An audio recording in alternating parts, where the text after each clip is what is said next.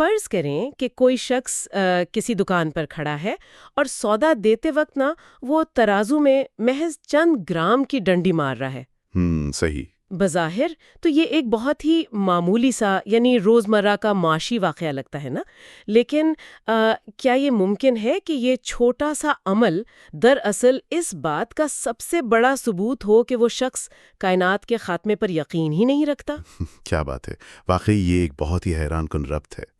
بالکل، اور آج کا ہمارا یہ جو گہرا مطالعہ ہے وہ ایک ایسے ہی حیران کن فکری سفر پر مبنی ہے جہاں کائنات کے ٹوٹنے کا تعلق سیدھا ہمارے روزمرہ کے رویوں سے جڑ جاتا ہے۔ جی، اور یہ بہت اہم موضوع ہے۔ میں بتاتی چلوں کہ ہم آج ڈاکٹر اسرار احمد رحمۃ اللہ علیہ کے معروف درس قرآن یعنی بیان القرآن کی روشنی میں بات کر رہے ہیں، اور یہ قرآن مجید کے 30ویں پارے جز ام کے ابتدائی حصے پر ایک تفصیلی فکری نشست ہے۔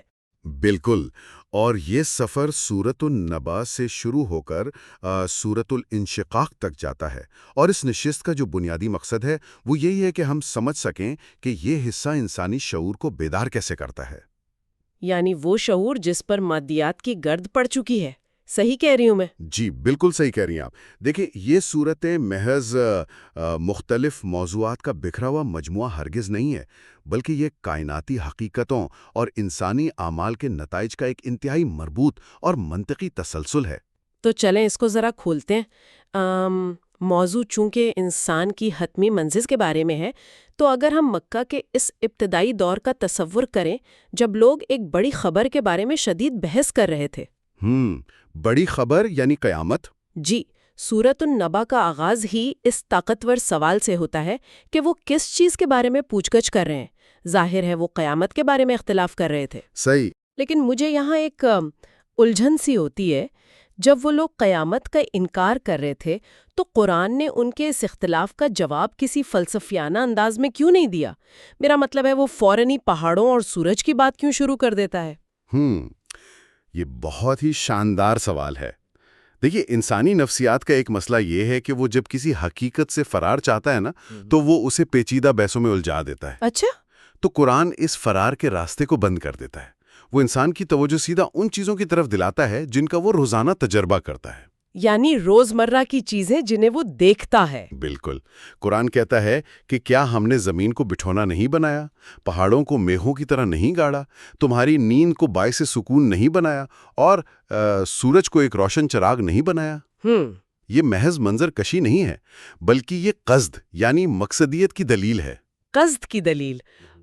اس کو تھوڑا مزید واضح کریں گے آپ؟ جی ضرور۔ یعنی بیان قرآن میں ڈاکٹر اسرار احمد فرماتے ہیں کہ یہ تمام چیزیں ایک بے عیب اور بامقصد نظام کا حصہ ہیں۔ کیا نیند کا انسان کی تھکاوٹ اتارنا محض ایک اتفاق ہے؟ ظاہر ہے اتفاق تو نہیں ہو سکتا۔ بالکل۔ اور سورج کا اتنے فاصلے پر ہونا کہ نہ ہم جلیں اور نہ جمیں، کیا یہ ایک اندھا حادثہ ہے؟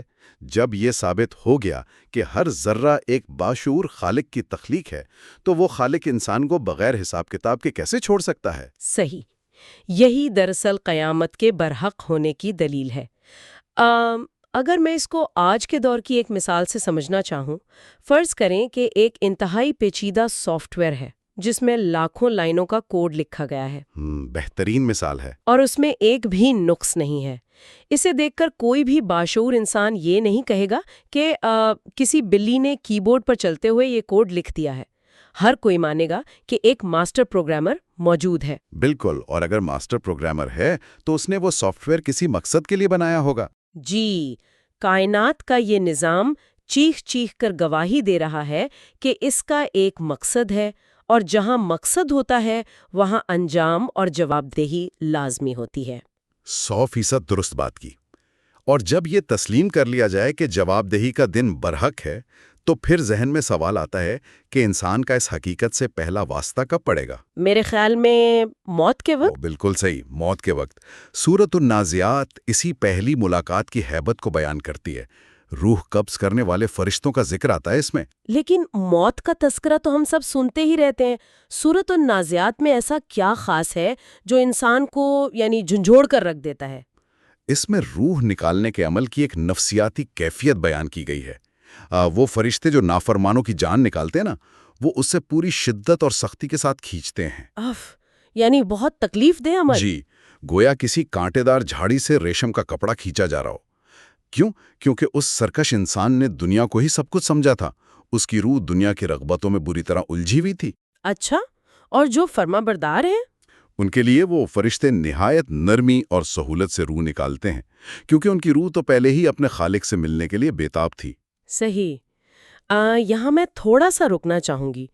روح قبض ہونے کے اس منظر کے فوراً بعد اسی صورت میں حضرت موسیٰ علیہ السلام اور فرعون کا واقعہ آ جاتا ہے۔ یہ اچانک تاریخی واقعے کی طرف شفٹ کیوں کیا گیا؟ فرعون کا اس روح کھینچنے والی بات سے کیا تعلق بنتا ہے؟ تعلق بہت گہرا ہے دراصل۔ فرعون تاریخ انسانی میں اس سرکشی کی سب سے بڑی علامت ہے جس کی روح سختی سے کھینچی جاتی ہے۔ فرعون کا مسئلہ کیا تھا؟ وسائل کی کمی؟ نہیں، وسائل تو اس کے پاس بہت تھے۔ بالکل، اس کا اصل مسئلہ استکبار تھا، یعنی تکبر اور خود پسندی۔ استکبار انسان کی عقل پر پردہ ڈال دیتا ہے۔ اس نے دریا اور وسائل پر کنٹرول دیکھ کر سمجھ لیا کہ وہ مالک ہے۔ یعنی اسی تکبر نے اسے یہ کہنے پر مجبور کیا کہ میں تمہارا سب سے بڑا رب ہوں؟ جی ہاں، بالکل یہی بات تھی۔ میں سوچ رہی تھی کہ یہ استکبار واقعی ایک خطرناک بیماری ہے، اور اگر ہم آج کے انسان کو دیکھیں تو کیا ہم بھی اسی فرعونی استکبار کا شکار نہیں ہو رہے؟ بہت حد تک ہو رہے ہیں۔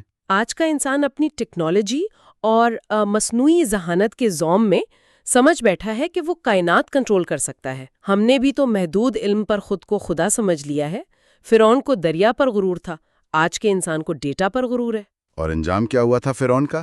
وہ طاقتور انسان اسی پانی میں ڈوب کر ہلاک ہوا جسے وہ اپنی طاقت سمجھتا تھا۔ یہ بتاتا ہے کہ استکبار کا انجام ہلاکت ہے۔ صحیح، اور اللہ کے سامنے مادی ترقی کی کوئی حیثیت نہیں ہے۔ تو پھر سوال یہ ہے کہ اصل قدر کس چیز کی ہے؟ اللہ کا پیمانہ کیا ہے؟ یہیں سے سورت عبس کا وہ زبردست فکری انقلاب شروع ہوتا ہے۔ یہ سورت دنیا کے مروجہ پیمانوں کو جڑوں سے اکھاڑ پھینکتی ہے۔ وہ ایک نابینا صحابی کا واقعہ ہے نا اس میں؟ جی بالکل، حضرت عبداللہ بن ام مکتوم رضی اللہ عنہ، وہ ایک مخلصانہ جذبے کے تحت حق کی تلاش میں نبی کریم صلی اللہ علیہ وسلم کے پاس آئے۔ اتفاق سے آپ اس وقت مکہ کے مغرور سرداروں کو دعوت دینے میں مصروف تھے۔ نابینا صحابی کے بار بار ٹوکنے پر آپ صلی اللہ علیہ وسلم کی پیشانی پر بل آ گیا۔ اس لیے نہیں کہ انہیں کوئی چڑ تھی، بلکہ خلوص کے تحت کہ یہ بااثر سردار مسلمان ہو جائیں تو اسلام کو تقویت ملے گی۔ یعنی وہ ایک طرح کا اسٹریٹیجک فیصلہ کر رہے تھے کہ ان لیڈروں پر محنت کی جائے جو معاشرے کو بدل سکتے ہیں۔ بظاہر تو یہ بڑی منطقی سوچ لگتی ہے، آج کا کارپوریٹ ادارہ بھی یہی کرتا ہے۔ بالکل، اپنا وقت بااثر لوگوں پر لگاتا ہے۔ تو پھر آسمان سے وحی نازل ہو کر اس عمل کو کیوں روکا گیا؟ کیونکہ اللہ کا نظام اس دنیاوی منطق کو یکسر مسترد کرتا ہے۔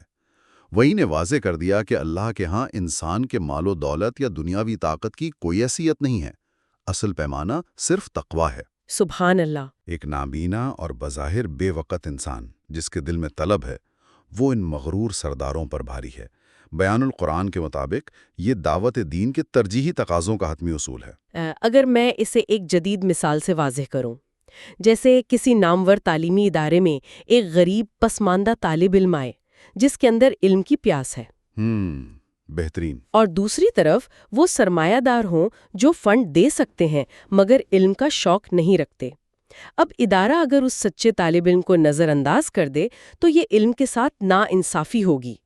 قرآن بتاتا ہے کہ ہدایت کا داخلہ صرف دل کے خلوص پر ملتا ہے۔ قطعی درست۔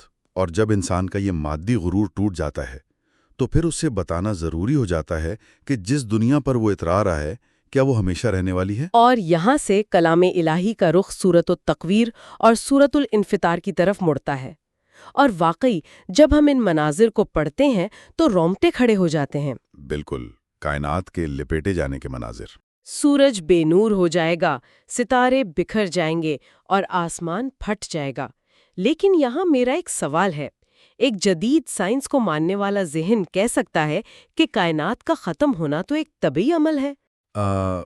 وہ جسے heat death of the universe کہتے ہیں۔ جی بالکل وہی۔ تو پھر قرآن ان مناظر کو اتنی تفصیل اور اخلاقی شدت کے ساتھ کیوں بیان کرتا ہے؟ کیا صرف خوف زدہ کرنا مقصود ہے؟ یہ بہت ہی پتے کی بات پوچھی ہے آپ نے۔ دیکھیں ڈاکٹر اسرار احمد اس پر زور دیتے ہیں کہ قرآن کا مقصد کوئی ڈراؤنی فلم دکھانا نہیں ہے۔ دراصل انسان ایک گہری نفسیاتی غفلت کا شکار ہے۔ کیسی غفلت؟ وہ اس مادی نظام کو ابدی سمجھ بیٹھا ہے۔ انسان کو استحکام یا سٹیبلٹی کی لت پڑ گئی ہے۔ کائناتی تباہی کے مناظر کا اصل مقصد اس نفسیاتی نیند کو توڑنا ہے۔ اچھا، یعنی اس سراب کو توڑنا ہے؟ جی، قرآن بتاتا ہے کہ جب سورج اور ستارے باقی نہیں رہیں گے تو تمہارے بینک بیلنس اور مادی حیثیتیں کیا معنی رکھتی ہیں؟ مطلب یہ محض کائناتی تباہی کا ذکر نہیں ہے، بلکہ یہ انسان کو احساس دلا رہا ہے کہ اسے اپنے رب کے سامنے حاضر ہونا ہے۔ بالکل، جب سب کچھ ٹوٹ جائے گا تو صرف ایک ذات باقی رہے گی، اور پھر جب انسان کو یہ احساس ہو جائے تو اس کا عملی نتیجہ کیا نکلنا چاہیے؟ یہی وہ مقام ہے جہاں میں سب سے زیادہ حیران ہوئی، کیونکہ ہم سورۃ المطففین میں دیکھتے ہیں کہ ایک طرف کائنات پھٹ رہی ہے اور پھر اچانک کلام کا رخ منڈی اور دکان کی طرف مڑ جاتا ہے۔ جی، ناپ تول میں کمی کرنے والوں کے لیے ہلاکت۔ یہ اتنے بڑے کائناتی مناظر کے فوراً بعد دکان کے ترازو کی بات کیسے آ گئی؟ یہ قرآنی فکر کا کمال ہے۔ ڈاکٹر اسرار احمد رحمت اللہ اس نقطے کو کھولتے ہیں کہ تطفیف کا مطلب کسی کا بڑا مال چھیننا نہیں ہے، بلکہ یہ بہت معمولی سی ڈنڈی مارنا ہے۔ یعنی تھوڑی سی کمی کرنا؟ جی، جب لیتے ہیں تو پورا لیتے ہیں، دیتے وقت ڈنڈی مارتے ہیں۔ اب سوال یہ ہے کہ کائناتی تباہی کے بعد اس کا ذکر کیوں؟ کیونکہ یہ بددیانتی محض مالی جرم نہیں ہے۔ تو پھر یہ کیا ہے؟ یہ اس بات کا عملی ثبوت ہے کہ اس شخص کو آخرت کے دن کھڑے ہونے پر یقین ہی نہیں ہے۔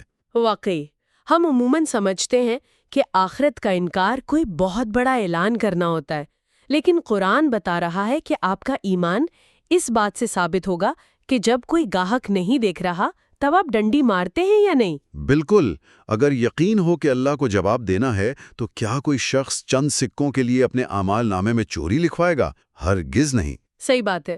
اور اسی سورۃ المطففین میں سجین اور علیین کے تصورات پیش کیے گئے ہیں کہ انسان کی ہر چھوٹی بڑی حرکت مسلسل درج ہو رہی ہے۔ ہاں، ان الفاظ کی ساخت بڑی گہری لگتی ہے، تھوڑا بتائیں گے اس پر؟ جی، بدکاروں کا اعمال نامہ سجین میں درج ہو رہا ہے۔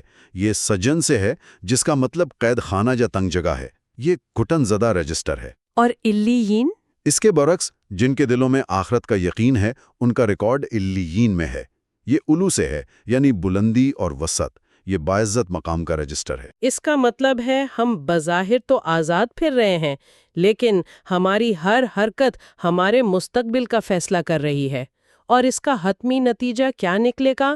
یہاں ہم سورۃ الانشقاق کی طرف آتے ہیں۔ بالکل، سورۃ الانشقاق میں اس جواب دہی کا حتمی منظر کھینچا گیا ہے۔ فرمایا گیا کہ زمین اپنے رب کے حکم سے پھٹ جائے گی، اور یہ پھٹنا محض حادثہ نہیں ہوگا۔ تو کیا ہوگا یہ اطاعت کی انتہا ہے۔ وہ اپنے اندر موجود ہر چیز کو باہر نکال پھینکے گی اور رب کے حکم کی مکمل تعمیل کرے گی، اور تب انسان کی پیشی کا وقت آئے گا، اور اسے اپنا اعمال نامہ ملے گا جو سجین یا علین میں تیار ہو رہا تھا۔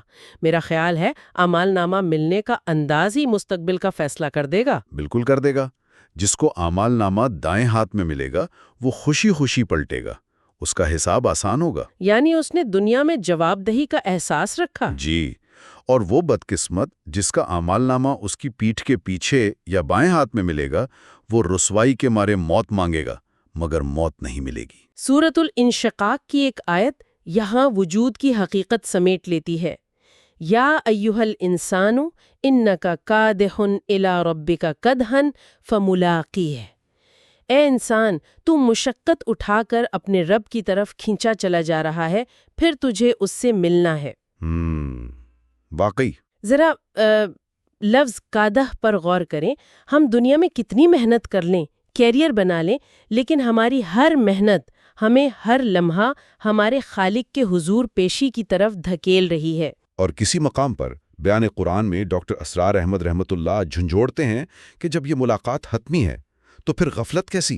پھر اس مادی دنیا کے پیچھے اندھا ہو کر ڈنڈی مارنے کا کیا فائدہ؟ ہاں، اس انتہائی گہرے مطالعے کے بعد میرے ذہن میں خیال ابھر رہا ہے جو کائنات میں انسان کی اصل حیثیت کو واضح کرتا ہے۔ جی بتائیے۔ ہم نے دیکھا کہ آسمان پھٹ جاتا ہے جب اسے حکم ملتا ہے، زمین سب کچھ اگل دیتی ہے جب رب فرماتا ہے، ستارے اور پہاڑ مجال ہے کہ 1 انچ بھی ادھر سے ادھر ہوں، پوری کائنات سجدہ ریز ہے۔ بے شک۔ اور اس کھربوں میلوں پر پھیلی کائنات میں صرف انسان وہ واحد ہستی ہے جسے اللہ نے نافرمانی کی مہلت دے رکھی ہے۔ بالکل، اور یہ مہلت ہی دراصل انسان کا سب سے کڑا امتحان ہے۔ تو سوچنے کی بات یہ ہے کہ کیا انسان اس مہلت کا فائدہ اٹھا کر کائنات کی ہم آہنگی کا حصہ بنے گا، یا اپنی انا اور چند گرام کی ہوس میں پڑ کر ابدی تباہی کا سامان کرے گا؟ واقعی یہ ایک بیدار کر دینے والا سوال ہے جو ہر فرد کو اپنے ضمیر سے پوچھنا چاہیے۔ اس سنجیدہ گفتگو کے اختتام پر ہم العلم ایجوکیشن سسٹم کی جانب سے اپنے سننے والوں تک ایک پیغام پہنچانا چاہتے ہیں۔ ڈاکٹر اسرار احمد رحمۃ اللہ علیہ کے یہ دروس محض معلومات نہیں ہیں، بلکہ یہ انسان کو غفلت سے نکالتے ہیں۔ بالکل، اس بیدار کن پیغام کو صرف اپنے تک محدود نہیں رکھنا چاہیے۔ جی، اس لیے ہماری گزارش ہے کہ اس فکری کاوش کو زیادہ سے زیادہ لائک اور شیئر کریں تاکہ یہ ہر حق تلاش کرنے والے دل تک پہنچے۔ اور ایک بات نہایت شفافیت کے ساتھ ہم واضح کرنا چاہتے ہیں۔ جی، یہ بتانا ضروری ہے کہ یہ آڈیوز ایک متبادل علمی اسلوب متعارف کروانے کے لیے مصنوعی ذہانت یعنی AI کی مدد سے تیار کی گئی ہیں۔ بالکل، چونکہ یہ ایک مشینی کاوش ہے، تو اگر کسی کو گفتگو میں کوئی علمی یا فکری غلطی محسوس ہو تو کامنٹس میں ضرور اس کی نشاندہی کریں۔ آپ کی آراء ہمارے لیے قیمتی ہے۔ بے شک، علم کا سفر دیانتداری سے ہی آگے بڑھتا ہے۔ اللہ تعالی ہم سب کو قرآن کی اصل روح سمجھنے کی توفیق دے۔ آمین۔ اللہ ہم سب کا حامی و ناصر ہو۔ اسی کے ساتھ ہم اس گہرے مطالعے کا اختتام کرتے ہیں۔ ایک بار پھر سوچئے گا ضرور، کائنات تو اپنے رب کے حضور سجدے میں ہے، کیا ہم اس میں شامل ہونے کو تیار ہیں؟ اجازت دیجیے، اللہ حافظ۔ اللہ حافظ۔